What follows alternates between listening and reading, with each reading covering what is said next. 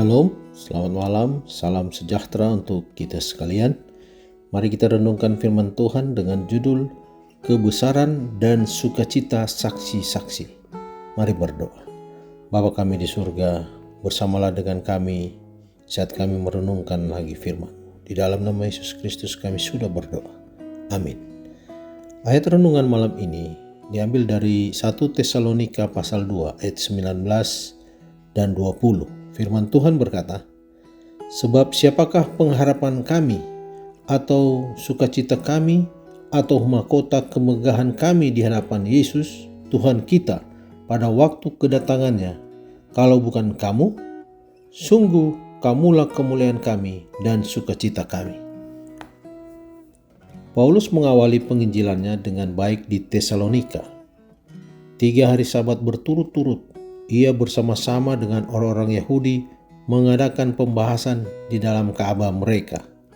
Selaku seorang Farisi yang mengadakan kunjungan, sebagai seorang nabi dan sebagai seorang murid Gamaliel, guru besar itu, para pemimpin pertemuan menyambutnya dengan hati gembira. Ia sangat sukses di dalam pemberitaannya, khususnya di kalangan penganut paham Yudaisme. Sejumlah besar orang Yunani percaya dan mengikuti Paulus dan Silas. Kemudian keadaan berubah. Suatu komplotan orang-orang Yahudi yang merasa cemburu atas kesuksesan Paulus di antara orang-orang Yunani menyerbu rumah Jason. Sekiranya menemukan dia, mereka akan membunuh dia tanpa dihadapkan di pengadilan. Karena tidak menemukan Paulus, Jasonlah yang mereka seret ke hadapan para pemerintah kota dan menuduhnya telah menyembunyikan Paulus dan Silas. Mereka menegaskan bahwa kedua orang itu telah memimpin pemberontakan yang berusaha untuk menggantikan raja dengan seorang yang bernama Yesus. Karena itu kunjungan mereka tidak sampai sebulan lamanya di tempat itu. Tetapi mereka telah meninggalkan kesan besar di tempat itu. Umat Kristen di Tesalonika menerima pengajaran tentang kedatangan Yesus yang kedua kali. Mereka mempersiapkan diri untuk hari tersebut.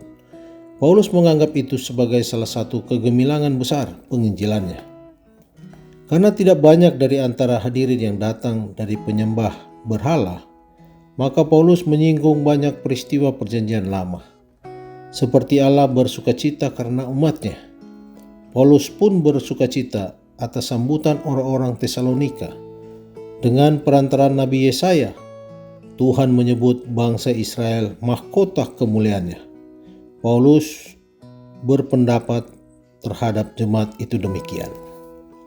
Allah memandang umat tebusannya sebagai mutiara mahkotanya.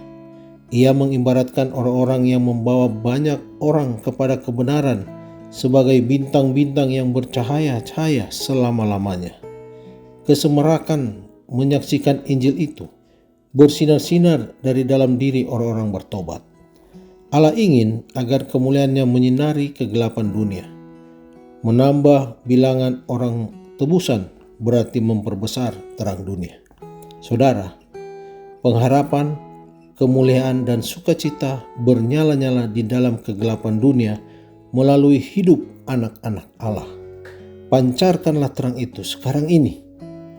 Pengaruh yang tidak dipelajari dan tidak disadari dari kehidupan rohani adalah khotbah yang paling meyakinkan yang dapat diberikan untuk kekristenan.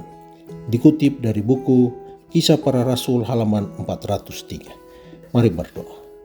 Bapa kami di surga, terima kasih Tuhan untuk firman yang sudah kami dengarkan bersama.